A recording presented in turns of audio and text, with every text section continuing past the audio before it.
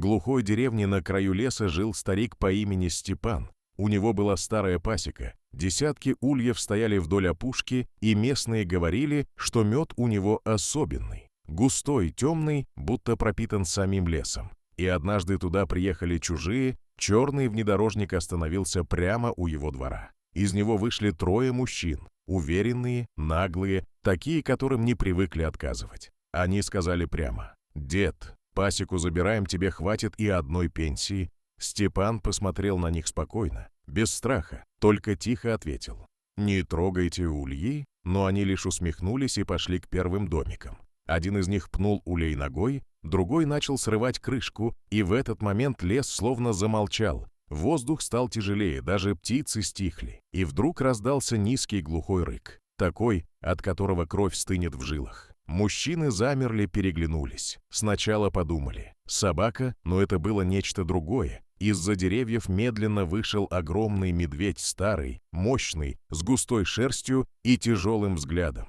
Он не спешил, просто шел прямо к пасеке, как будто это было его место. Один из бандитов нервно засмеялся, сказал: «Спокойно, сейчас отгоним». Но медведь остановился и встал на задние лапы, и тогда стало ясно. Это не просто зверь, это хозяин леса, настоящий, живой, и он смотрел не на людей, а на ульи. Затем перевел взгляд на старика, и в этом взгляде не было злобы, только узнавание, словно они знали друг друга давно. Степан тихо сказал: «Иди отсюда».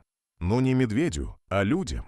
И в этот момент из ульев поднялся гул, сначала тихий, потом все сильнее. Сотни пчел вырвались наружу, закружили в воздухе, и вся пасека словно ожила. Мужчины начали отступать. Один уронил крышку, другой закричал, третий уже бежал к машине, потому что понял: здесь они лишние, здесь все чужое для них. Медведь сделал шаг вперед, и этого хватило, чтобы они сорвались с места. Хлопнули дверями и уехали так быстро, как только могли, оставив за собой пыль и страх. А старик остался стоять на месте, и медведь медленно подошел ближе, опустился на все 4 лапы и тихо фыркнул, словно приветствуя. Степан протянул руку и сказал: «Опять вовремя пришел?» И только тогда стало ясно, это был не случайный зверь, не угроза, а друг, который приходил, когда было нужно. И с тех пор в деревне говорили, что пасеку того старика никто больше не трогает, потому что у него есть охрана, которую не купишь и не запугаешь. И если ты пришел с плохими намерениями, лес сам решит, уйдешь ты или останешься навсегда.